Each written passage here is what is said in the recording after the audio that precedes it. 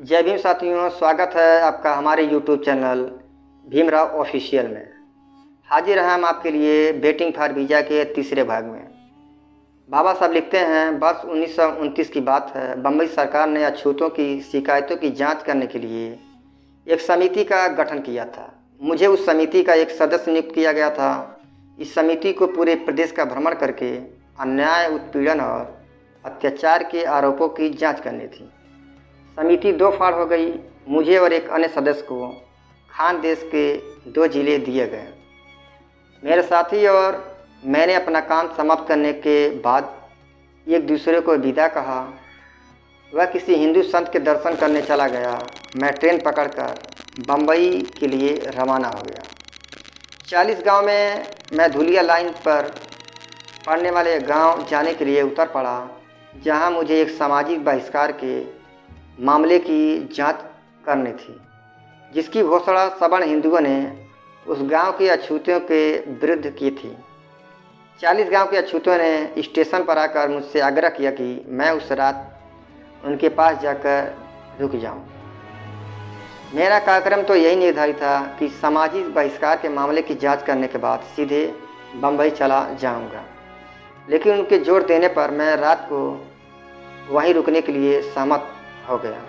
मैंने उस गांव में जाने के लिए धुलिया वाली ट्रेन पकड़ी और वहां पहुंचकर मैंने उस गांव की स्थिति की जानकारी ली और अगली गाड़ी से 40 गांव लौट आया। मुझे वहां स्टेशन पर 40 गांव के अछूत मेरी प्रतीक्षा करते मिले।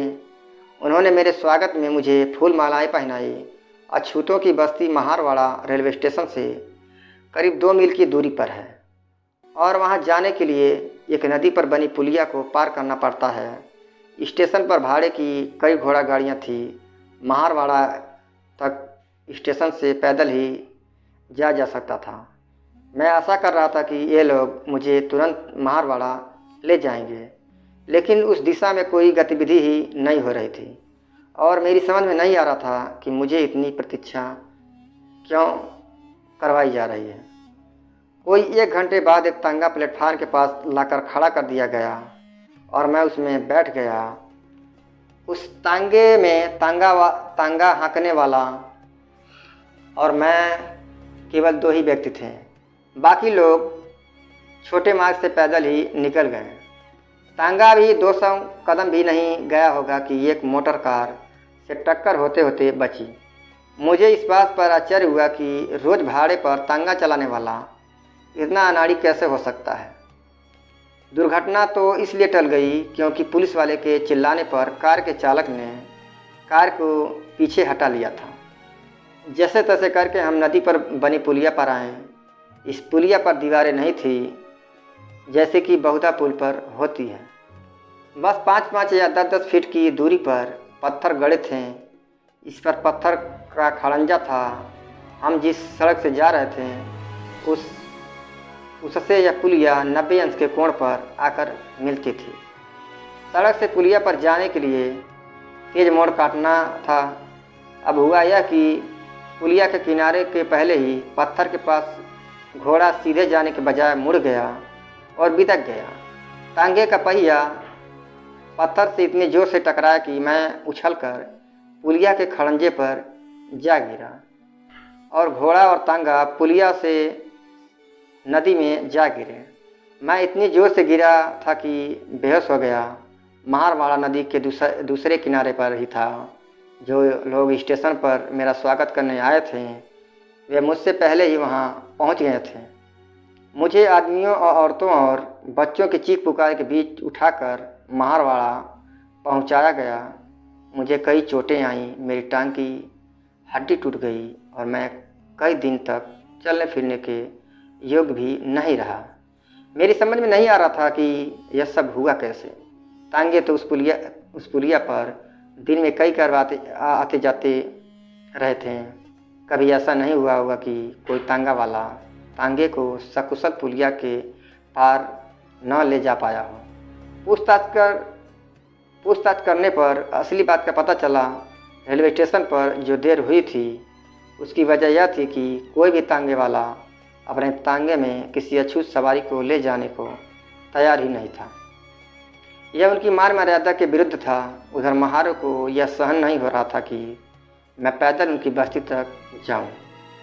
उनके हिसाब से यह मेरी शान के खिलाफ था, इसलिए बीच का रास्ता निकाला गया कि तांगे का मालिक तांगा तो भाड़े पर दे देगा, लेकिन उसे खुद नहीं चलाएगा।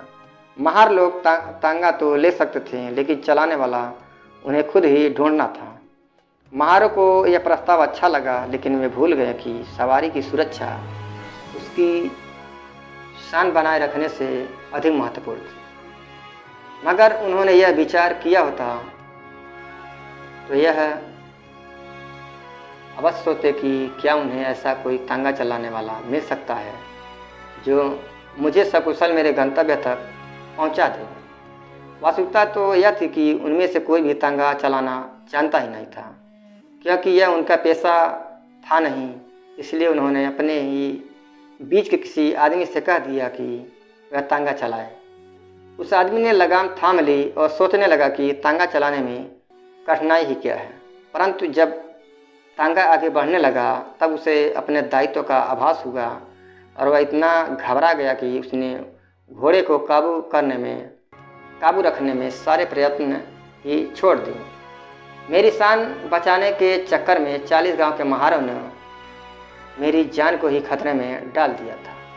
तभी मैंने यह मर्म जाना कि एक हिंदू तांगे वाला भी, जिसकी हैसियत नौकरों चाकरों से ज़्यादा नहीं थी, ऐसी मान मर्यादा रखता है कि वह अपने आप को तमाम अछूतों से श्रेष्ठ समझता है, भले ही वह बैरिस्टर जैसा बड़ा आदमी क्यों ना हो। साथियों, आज के लिए बस इतना ही। मिलते हैं अगले वीडियो में। वीडियो अच्छा लगे तो लाइक करें, सब्सक्राइब करिए और कमेंट करना ना भूलें। जय भीम, जय भारत।